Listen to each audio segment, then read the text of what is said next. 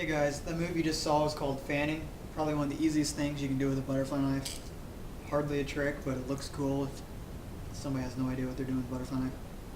So, here it is. Hold the safe handle, flip it open. You're going to be gripping the safe handle with a really loose grip. You're just going to like toss the bite handle around, or like just a little twist, spin, and just get used to doing that motion.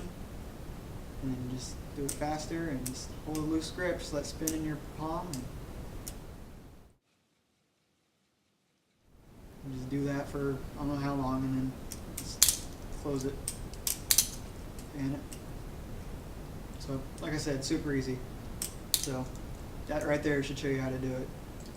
Safe handle, open, twist, loose grip, and you just learned a new move.